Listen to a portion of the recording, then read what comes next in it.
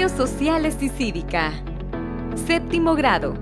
Fenómenos naturales y vulnerabilidad. El Salvador y Centroamérica. Hola chicos y chicas de séptimo grado. Es un gusto recibirles en su espacio, en esta franja educativa Aprendamos en Casa. Quiero recordarles, como siempre, que ustedes tienen la oportunidad de visitar el sitio del Ministerio de Educación para que puedan encontrar más recursos y les sea más fácil poder desarrollar las guías que ustedes tienen. Y además ustedes pueden encontrar también videos y otra clase de materiales. También recuerden que pueden ver esta misma clase grabada en el sitio de YouTube Aprendamos en Casa. Así que tienen varios recursos de apoyo. Es una oportunidad para que ustedes puedan tener variedad de recursos. Bueno, en esta oportunidad vamos a estar hablando de un tema que se relaciona precisamente con los fenómenos naturales y con la vulnerabilidad. Vamos a estar hablando del área del Salvador y Centroamérica. Cuando hablamos de vulnerabilidad y fenómenos naturales, estamos hablando de fenómenos como lluvias, sismos, deslizamientos, terremotos, en fin, todos esos fenómenos naturales que de alguna manera representan alguna amenaza de acuerdo a la vulnerabilidad. Vamos a conocer en este momento un dato importante acerca de nuestra región, de nuestro país, El Salvador. ¿Sabías que en el 2010 se colocó a El Salvador como el país más vulnerable del mundo? Con el 95% de su población en riesgo de desastres de origen natural. Dicha vulnerabilidad se debe por su pequeña extensión territorial y una densidad poblacional alta. El Ministerio de Medio Ambiente y Recursos Naturales define un fenómeno natural como un cambio que se produce en la naturaleza. También plantea que son procesos permanentes de movimientos y de transformaciones que sufre la naturaleza. Estos fenómenos naturales pueden influir o impactar en la vida humana.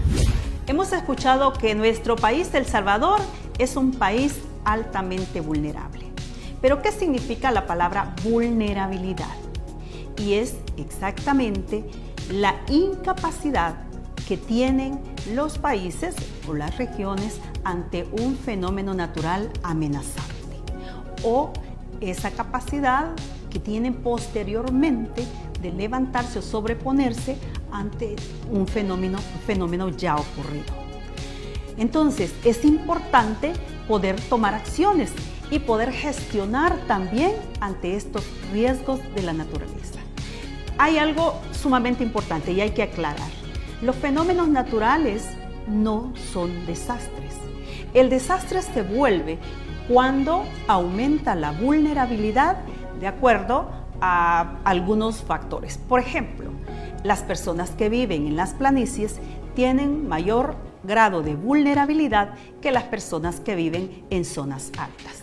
Acompáñame a ver este video que habla precisamente de la gestión de riesgo, cómo prepararnos ante las amenazas de los fenómenos naturales. Riesgo de desastres y diferentes orígenes de amenazas. Riesgo de desastre se define como la probabilidad de una pérdida causada por un evento durante un tiempo definido y puede ser medido en términos humanos, económicos o sociales. Son las posibles pérdidas que ocasiona un desastre en términos de vidas, las condiciones de salud, los medios de sustento, los bienes y los servicios, y que podrían ocurrir en una comunidad o sociedad particular en un periodo específico de tiempo en el futuro. Por lo tanto, el nivel de riesgo depende de características de las amenazas, exposición a las amenazas y vulnerabilidad. A continuación se explicará en qué consisten las características de las amenazas. Características de las amenazas. Existen diversos tipos de amenazas. Amenazas naturales, hidrometeorológicas, atribuibles a las condiciones naturales. Amenazas naturales geológicas, atribuibles a las condiciones naturales. Amenazas antrópicas, inducidas por el hombre. Patrones de asentamiento insostenible, riesgos físicos en las zonas urbanas explosiones, derrames y otros. Exposición a las amenazas.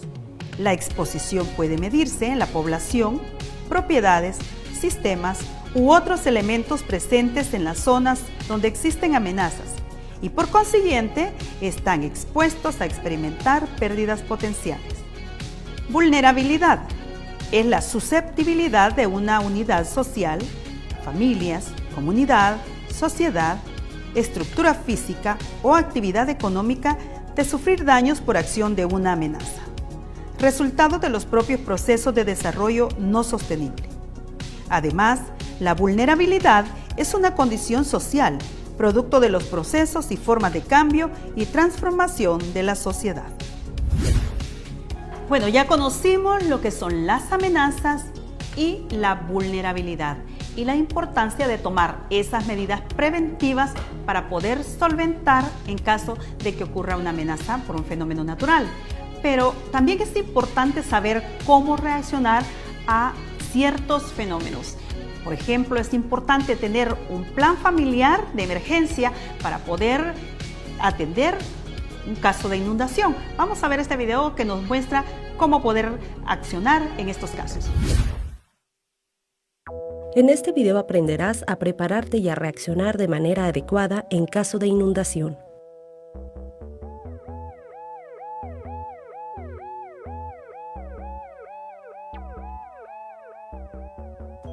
Si te llega una alerta de inundación inminente, mantén todos tus bienes preciados, la documentación importante y las sustancias peligrosas en una superficie elevada, lo más alto posible. Prepara tu kit para catástrofes y tu botiquín de primeros auxilios. Sigue las instrucciones de las autoridades en la televisión o en la radio.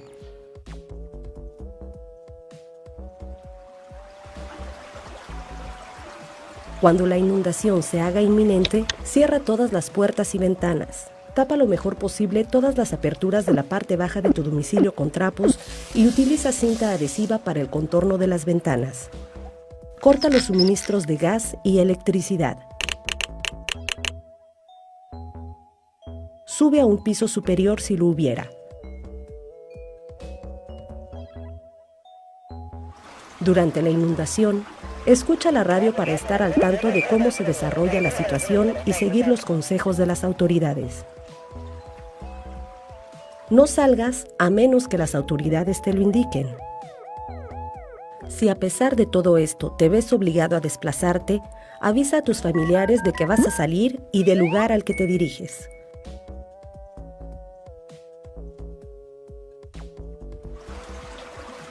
Nunca intentes atravesar una superficie inundada ni a pie ni en coche.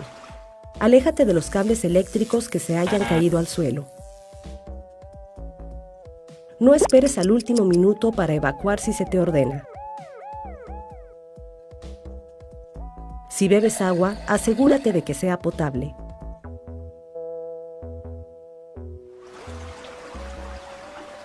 Si la inundación es repentina y no estabas al tanto, presta atención a cualquier mensaje de las autoridades, ya sea por radio, teléfono móvil o sirenas de alerta.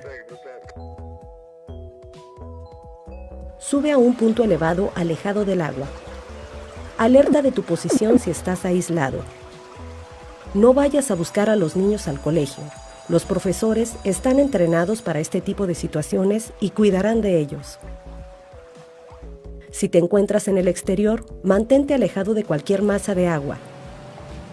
Ponte a salvo en un punto elevado. No olvides que un coche no es un lugar seguro. A continuación te dejamos algunos consejos de prevención. Infórmate de los riesgos de tu zona y de las medidas de seguridad habilitadas.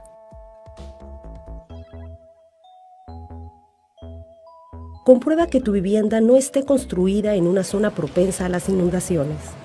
Si vives en una zona propensa a inundaciones, mantén tu documentación importante, objetos de valor y productos peligrosos lo más alto posible.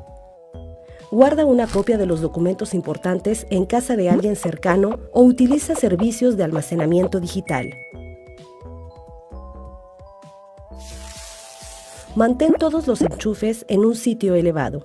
Si tienes hijos, infórmate sobre las opciones existentes para que se encarguen de ellos en horario escolar.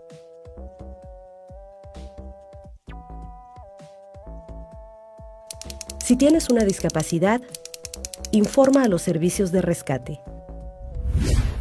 Ahora que hemos aprendido acerca de los niveles de riesgo y hemos aprendido de las características de las amenazas, también es importante que podamos reflexionar qué existe en nuestra comunidad que representa algún grado de vulnerabilidad.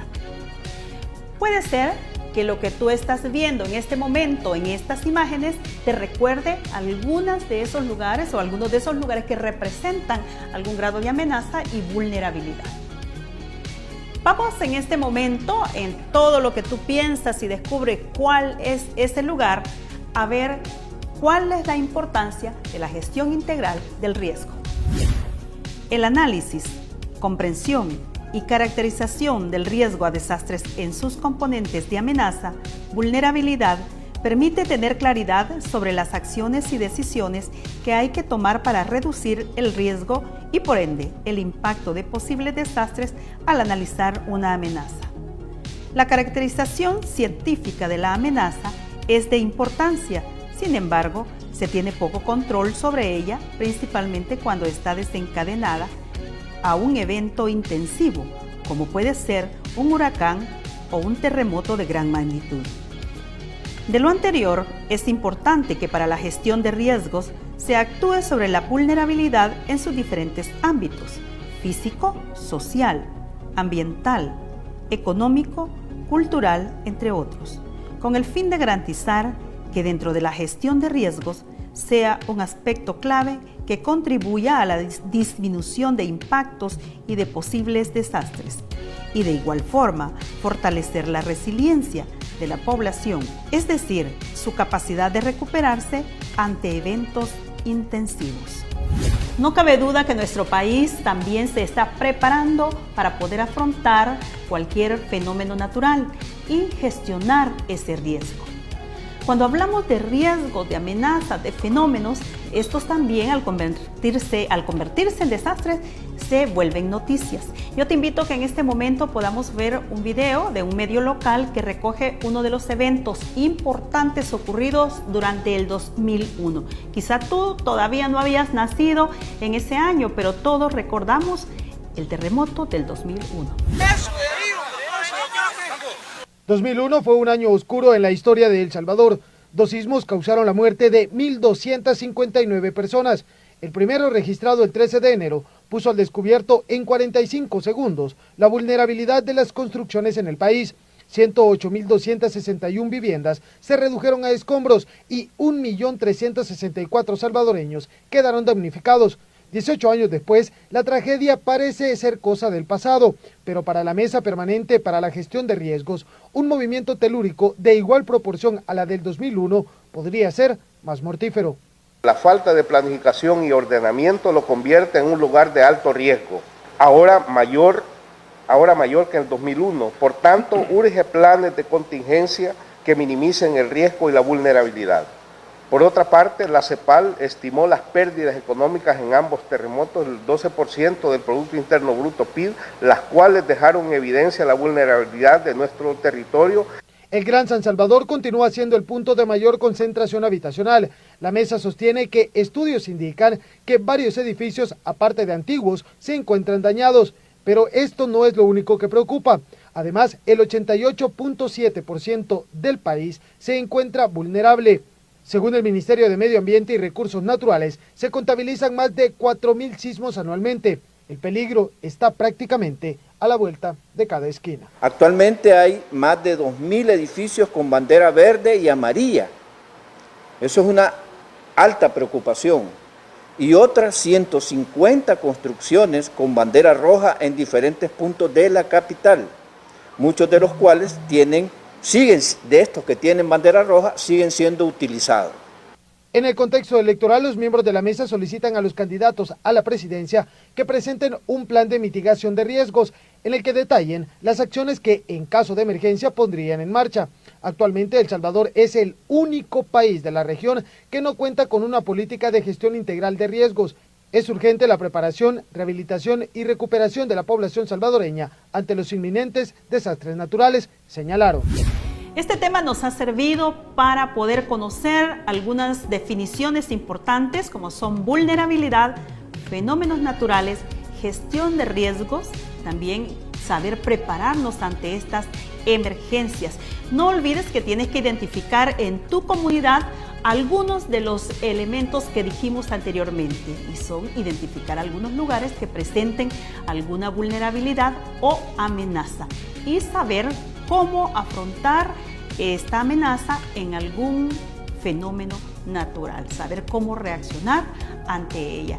Bueno, recuerda también que debes de mantener las medidas de bioseguridad. Estamos llegando ya al final de esta clase. Yo te espero para el próximo día jueves en esta misma sección Aprendamos en Casa para poder seguir desarrollando temas de interés de nuestras clases aquí siempre, todos los jueves.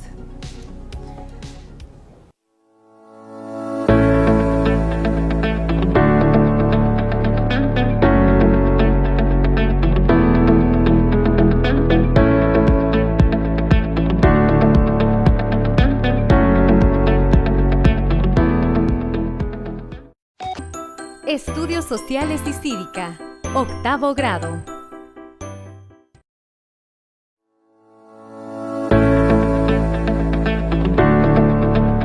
Estudios Sociales y Cívica, 8º grado. La escasez y contaminación del agua en El Salvador y Centroamérica. Hola jóvenes, bienvenidos a este espacio Siempre Aprendiendo en Casa. Es una alegría volvernos a reunir para continuar en Estudios Sociales y Cívica, fase 1, semana 3. Qué alegría estar de nuevo cada semana encontrándonos en este espacio que se ha preparado específicamente para darles el apoyo en la continuidad de las guías educativas. Recuerden que las pueden encontrar en el espacio oficial del Ministerio de Educación o pedirle a tu maestro o maestra que te las haga llegar. ¿Qué estudiaremos este día? La escasez y contaminación del agua en El Salvador y Centroamérica. ¿Crees que este tema es de importancia? ¿Consideras que este tema es relevante? ¿Tendrás algo que ver tú con este tema? Veamos, este día hemos preparado muchas sorpresas para ti. Pero primero vamos a pedirte que estés totalmente concentrado o concentrada y a los miembros de tu familia que por favor te colaboren con silencio. Siempre en cada clase tenemos un producto que especificar o que presentar al final de la teleclase. En este caso vamos a pedirte que por favor elabores un pequeño resumen donde explicas cómo era la cosmogonía de nuestros antepasados respecto al agua. Esto es muy importante. Luego, cómo poco a poco se ha ido contaminando el agua en nuestra realidad, en el país, en El Salvador o en Centroamérica. Y por último, pedirte que elabores carteles, unos cartelitos muy creativos en tu casa para ser colocados y recordarle a cada uno de tus familiares cómo hacer buen uso del agua. Así es que prepárate porque iniciamos. Y para iniciar tengo preparado para ti una historia. Pon mucha atención porque tendrás que comparar lo que te cuento con lo que escuchas. En las sociedades prehispánicas de Mesoamérica, es decir, las comunidades que existían antes de la llegada de Cristóbal Colón, que estaban ubicadas en el centro y sur de México, Guatemala, parte de Honduras y El Salvador, el agua se consideraba un elemento sagrado entre los antiguos habitantes de nuestras tierras.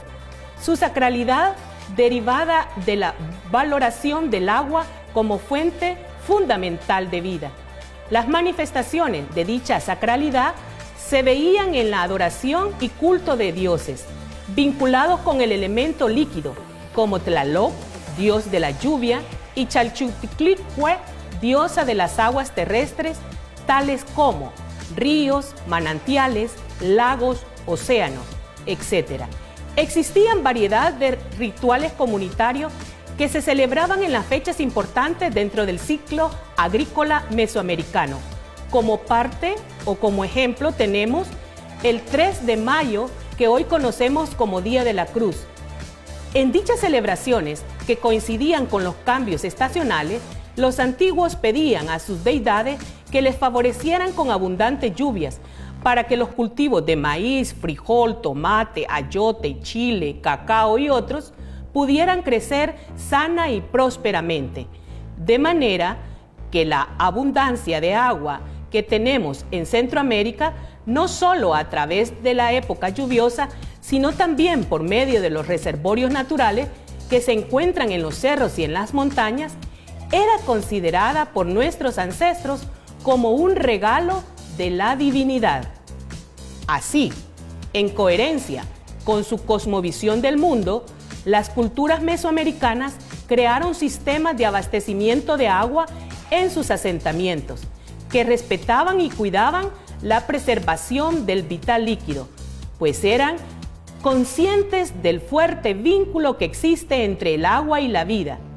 Hoy en día, aunque nuestra sociedad y cultura esté muy alejada de la de nuestros antepasados prehispánicos, es importante rescatar la valoración que ellos hacían del agua, pues hemos olvidado lo vital que es el agua para nuestra existencia. ¿Qué piensas de lo que te hemos informado? Hagámonos las siguientes preguntas. ¿Cómo trataban nuestros antepasados el agua? ¿Será que nosotros tenemos una semejanza como la tratamos en la actualidad? Espero hayas respondido estas cuestiones o preguntas. A continuación, te presento unos datos que tal vez tú ya conozcas o desconozcas. ¿Sabías que El Salvador cuenta con 360 ríos, de los cuales el más importante es el río Lempa? ¿Sabías que el país cuenta con 3 lagos? El lago de Coatepeque, en el municipio de Coatepeque, departamento de Santa Ana. El lago de Ilopango, en el municipio de Ilopango, departamento de San Salvador. Y el lago de Cuija, en el municipio de Metapán, departamento de Santa Ana. ¿Sabías que también contamos con 34 lagunas a lo largo del país, junto con una red numerosa de agua subterránea? ¿Sabías esos datos que acabamos de compartir? Conozcamos hoy cómo el agua se ha contaminado y escaseado en Centroamérica, específicamente en nuestro país. Centroamérica vive grandes contrastes. Es una región con abundancia de agua y lluvias. Sin embargo, más de la tercera parte de sus habitantes carece de agua potable. Según los datos del Foro Mundial del Agua del año 2003, el país que tiene mayor cantidad de recursos hídricos es El Salvador. Sin embargo, es el que tiene menor disponibilidad de agua en la región centroamericana. Esto es resultado directo de la contaminación de las fuentes hídricas y el agotamiento sostenido de las mismas, pues no existen leyes que regulen el uso del agua para fines productivos y comerciales, ni tampoco se encuentra reglamentada la disposición final de los residuos contaminantes del uso industrial y doméstico. La contaminación y el agotamiento de nuestros recursos hídricos ha sido consecuencia de una gestión deficiente de tales recursos y un modo de vida principalmente urbano, desvinculado de los ciclos de la naturaleza. Las actividades de la industria generan desechos tóxicos que son arrojados a la fuente de agua sin tratamientos previos de purificación. De igual modo, los residuos domésticos como aguas negras y basura, sin previa separación y disposición para el reciclaje, se depositan en los vertederos de basura y esto hace que los lixiviados se infiltren en el suelo y contaminen las aguas subterráneas. Otra forma de contaminación del agua es a través de las prácticas agrícolas convencionales, que utilizan abonos químicos y pesticidas por los cultivos de alto rendimiento. Estas sustancias tóxicas se disuelven en el suelo y penetran en él por medio de la lluvia y el riego, contaminando los mantos acuíferos. Asimismo, la minería metálica, prohibida en El Salvador en el año 2017, también es otra de las fuentes de contaminación del agua en Centroamérica, pues para la extracción de minerales de la tierra, especialmente el oro, se utilizan grandes cantidades de agua y cianuro. La industria de la minería no solo requiere extraer grandes cantidades de agua para su producción, a razón de 10.4 litros de agua por segundo aproximadamente, sino también genera contaminantes altamente tóxicos por las sustancias como el cianuro utilizadas en las mismas, que terminan infiltrándose en las aguas subterráneas y en las fuentes superficiales. Además de lo anterior, uno de los principales problemas que tenemos en nuestro país es la urbanización desmesurada, que supone la construcción de proyectos residenciales en zonas naturales de captación de agua lluvia. Al talar árboles y urbanizar el terreno, se vuelve imposible que la lluvia permee en el suelo y ésta pueda convertirse en agua que alimente los mantos acuíferos. Por ello es que en los últimos años, aunado a la escasez de agua potable, han aumentado los deslizamientos de tierra y los desbordamientos de ríos y quebradas en el Gran San Salvador, debido a que la lluvia no encuentra adecuado terreno donde infiltrarse. Ante la situación descrita anteriormente, surgen una serie de interrogantes, pero yo te diría, ¿qué recomendaciones le darías tú a los participantes en esta teleclase para evitar la escasez de agua? Veamos si coincidimos. La primera, cuando estés en la regadera, evita tener el grifo abierto. Para lavar los trastes, evita lo mismo. Recoge agua en un depósito y ahí los estás enjuagando. Luego, también recomendarle a los adultos que revisen constantemente la cañería de su casa para evitar una fuga de agua. Tenemos también la tala de árboles. Esto hay que evitarlo lo más posible. Tal vez en tu casa no hay una gran cantidad de árboles, pero el único que tiene hay que cuidarlo. Y para regar las plantas hay que buscar una hora apropiada, que pueden ser las horas de la mañana o las horas de la tarde, para evitar la evaporación del agua. Más de alguna ocasión has de haber observado tú que algún adulto está regando una superficie encementada. Eso no se debe de hacer, porque el agua corre y se evapora. También hay otra cosa curiosa que no todos la toman en cuenta, y es evitar el consumo de carne. Tú te has de preguntar, ¿qué tiene que ver el consumo de carne con la evaporación del agua o con la escasez del agua? Y es mucha la relación. Entre más consumo de carne hacemos los habitantes, hay más producción de ganado y este tiene que consumir pasto. Los ganaderos tienen que talar árboles para mantener al ganado. Además, el ganado produce metano y esto contamina la atmósfera. Otra recomendación que le podríamos hacer a tu padre en este caso, podría ser que cuando lave el automóvil lo haga con una esponja y un depósito donde esté recogiendo el agua y no con una manguera totalmente abierta. ¿Cómo cuidar el recurso agua cuando hago mis compras? A. Pedir bolsas para llevar las compras. B. Llevar las bolsas de tela para no pedir bolsas de plástico. C. Comprar los productos con mejor empaque. 2. Al comparar la forma como nuestros antepasados trataban el agua y nosotros en la actualidad, resulta A. La tratamos igual. B. Los antepasados la trataban con mayor respeto. C. En la actualidad tratamos mejor el agua que nuestros antepasados. 3. ¿Por qué es contradictorio que en Centroamérica haya escasez de agua? A. Porque existen muchas fuentes de agua superficiales, subterráneas, pero las contaminamos. B. Porque no tenemos una ley de agua. C. Porque es un territorio desértico. 4. ¿Cuáles son las principales formas de contaminación del agua en Centroamérica? A.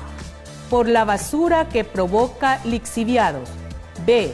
Por los desechos químicos de las grandes fábricas. C. Por el desagüe de aguas servidas. D. Todas las anteriores. 5.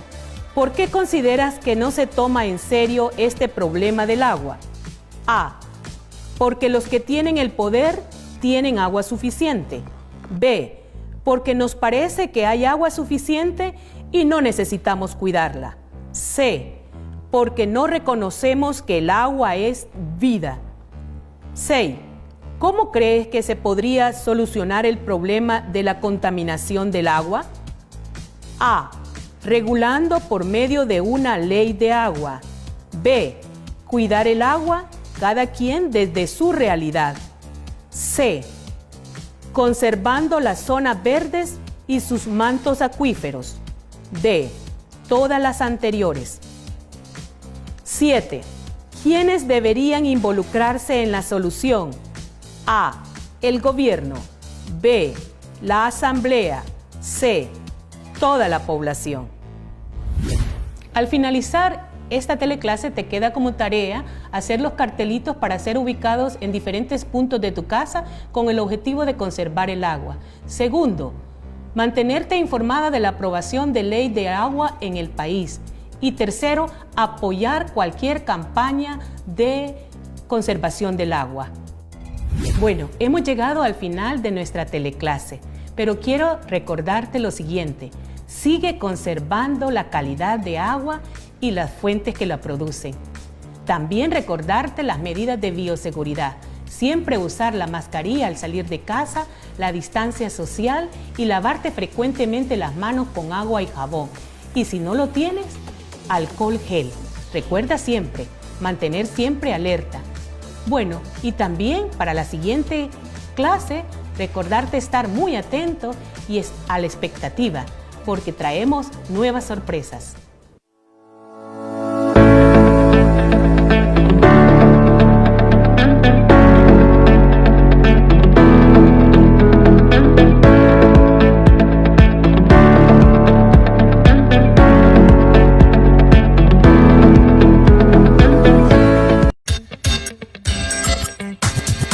El siguiente programa es clasificación B, para mayores de 12 años. Dirección de Espectáculos Públicos, Radio y Televisión. Continuación, Estudios Sociales y Cívica, 9º grado.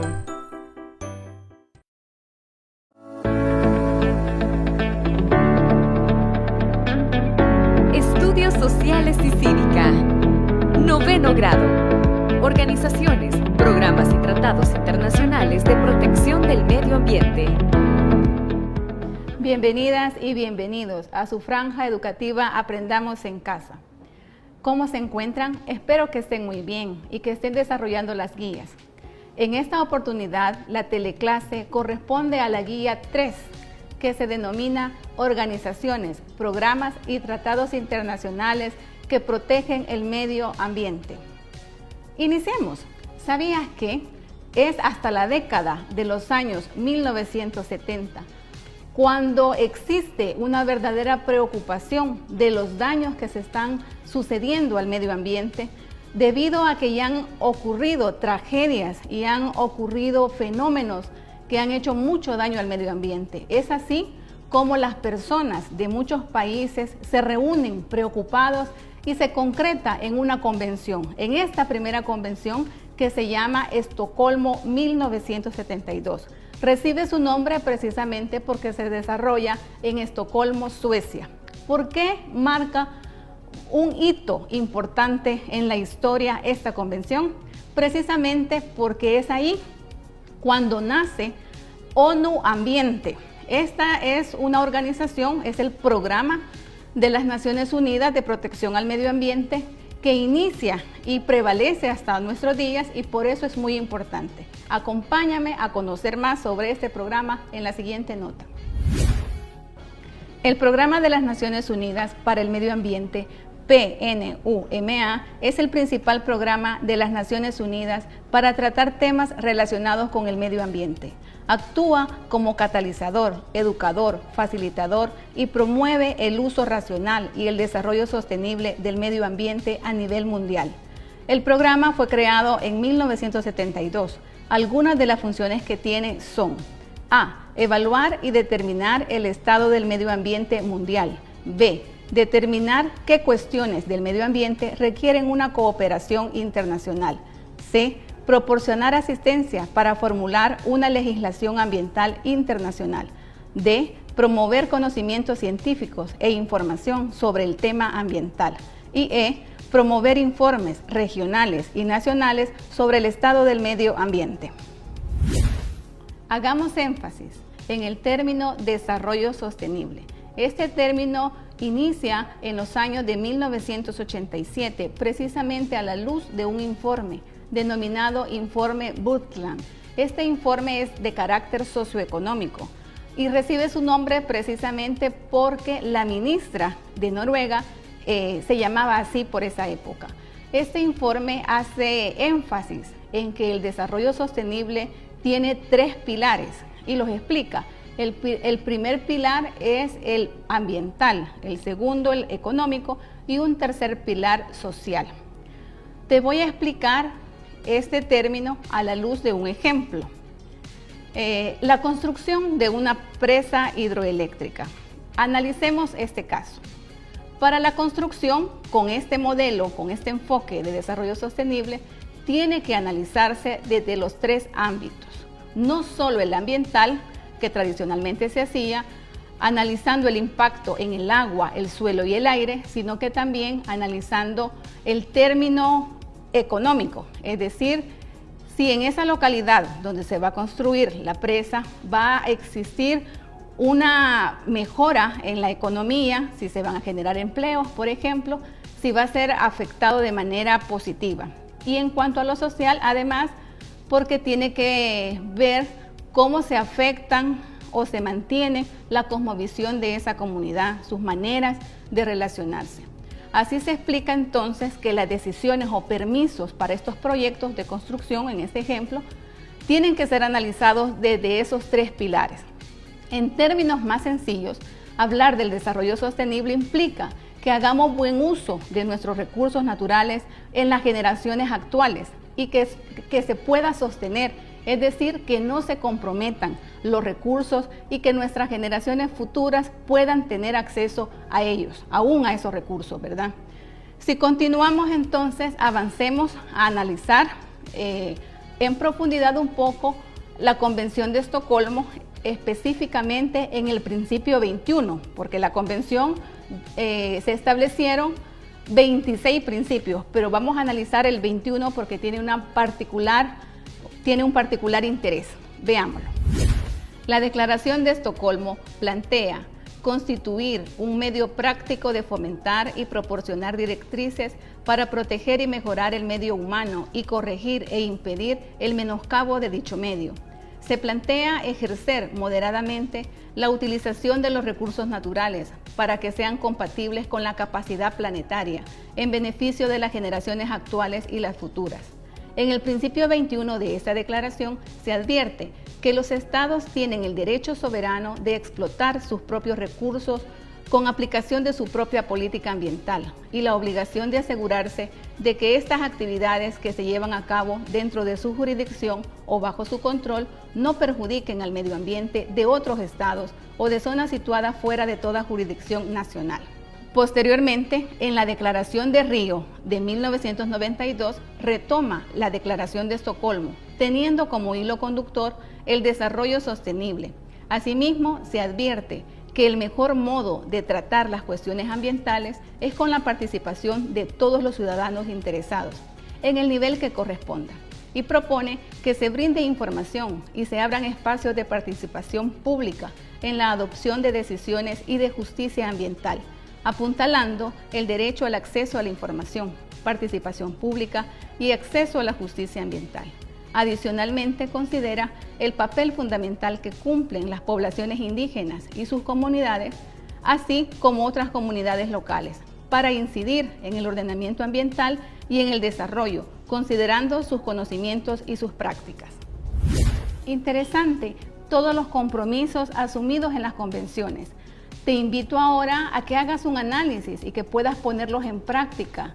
Por ejemplo, si te preguntas en tu comunidad, en tu localidad o en el municipio, si existen comités, organizaciones, ONGs que velen por el derecho y la protección al medio ambiente, es interesante que puedas visualizar que tú puedes ser un agente activo en la protección del medio ambiente, poniendo en práctica lo que estas convenciones dicen. Por ejemplo, recuerda que tienes derecho a solicitar información sobre los proyectos ambientales que se están tramitando en tu comunidad, que tienes derecho a saber cuál va a ser el impacto de estos proyectos y si son de beneficio o no para la comunidad educativa.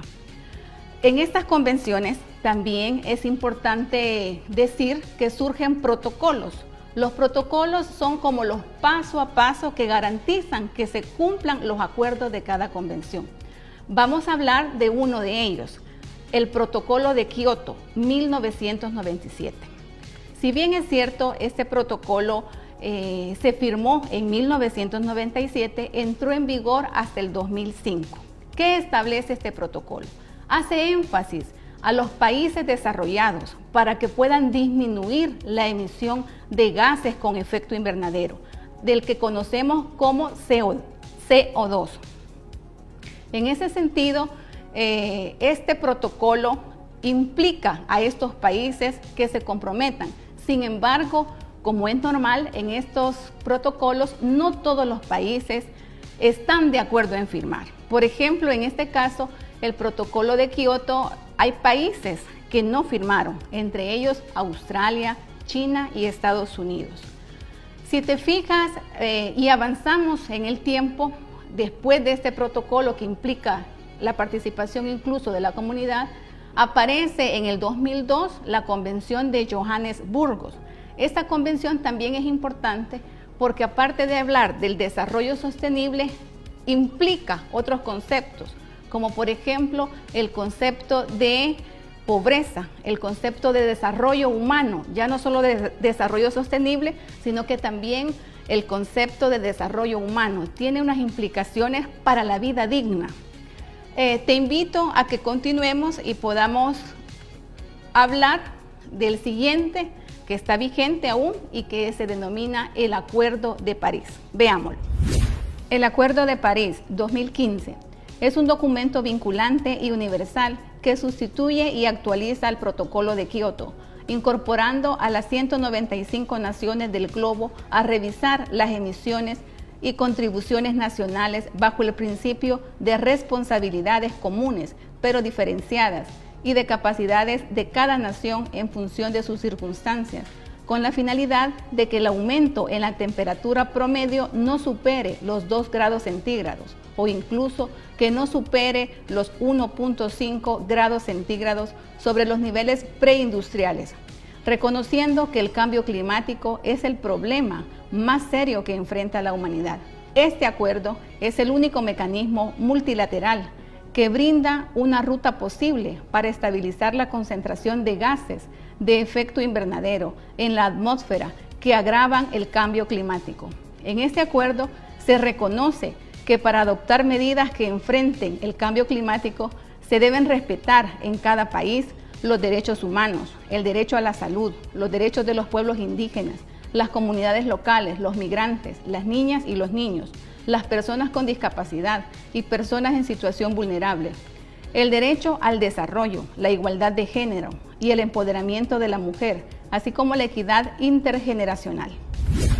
Si te fijas en esa línea del tiempo, cuando suceden las convenciones y de cada convención se emiten principios, protocolos, acuerdos que los países los asumen, es interesante ver cómo sirven para ir haciendo evaluaciones y conocer si los convenios, si los protocolos anteriores han tenido éxito y revisar incluso las lecciones aprendidas.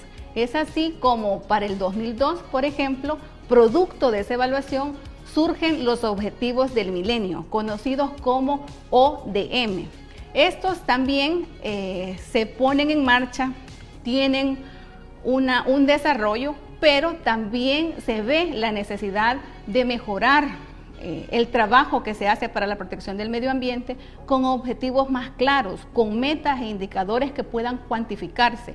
Es por ello que para el año 2015 surgen los objetivos de desarrollo sostenible. Estos objetivos, que son 17, tienen la intención de transformar el mundo, de trabajar porque se disminuyan las desigualdades, porque se disminuya la pobreza y porque se atienda y se mejore todo lo que tiene que ver con prevenir el calentamiento del planeta. De manera resumida, he procurado explicarte cómo a partir de Estocolmo hasta la fecha, estas convenciones y que en la actualidad están vigentes los ODS y que se trabaja interesante porque los ODS han sido firmados por todos los países, los 193 países, y eso es una buena noticia. Eso quiere decir que los países han asumido que van a trabajar en beneficio del desarrollo sostenible. Vamos a pasar ahora a analizar un caso específico de El Salvador, las zonas denominadas Ramsar. Veamos en la siguiente nota qué quiere decir esto. El convenio Ramsar de protección de humedales recibe su nombre porque se desarrolló en la ciudad Ramsar, una ciudad iraní. Según esta convención, los humedales se definen como las extensiones de marismas, pantanos y turberas o superficies cubiertas de aguas, sean estas de régimen natural o artificial, permanentes o temporales, estancadas o corrientes, dulces, salobres o saladas, incluidas las extensiones de agua marina, cuya profundidad en marea baja no excede de 6 metros. Ejemplos: pantanos, llanuras de inundación, ríos y lagos y áreas costeras tales como marismas de agua salada, manglares, praderas de pastos marinos y arrecifes de coral. Los sitios humedales y zonas Ramsar son vitales para la supervivencia humana. Son uno de los entornos más productivos del mundo y son cunas de diversidad biológica y fuentes de agua y productividad primaria, de las que innumerables especies vegetales y animales dependen para subsistir. Son indispensables por los innumerables beneficios o servicios ecosistémicos que brindan a la humanidad, desde suministro de agua dulce, alimentos, materiales de construcción y biodiversidad, hasta el control de crecidas, recargas de aguas subterráneas y mitigación del cambio climático. Sobre la zona Ramsar en El Salvador, tienes un mapa en tu guía. Ahí puedes observar que para El Salvador, las zonas Ramsar de protección producto de este convenio son el complejo Huija, el complejo Barra de Santiago, el embalse Cerrón Grande, el complejo Jaltepeque, el área natural protegida de la laguna del Jocotal, el complejo Bahía de Jiquilisco y la laguna de Olomega. Para finalizar, veamos una postura crítica a todos estos tratados y convenios que trabajan en beneficio del medio ambiente. Interesante, en el mapa has podido conocer las zonas protegidas y que se llaman Ramsar precisamente porque El Salvador firmó ese convenio. El Salvador está obligado a proteger esos humedales, esos ecosistemas.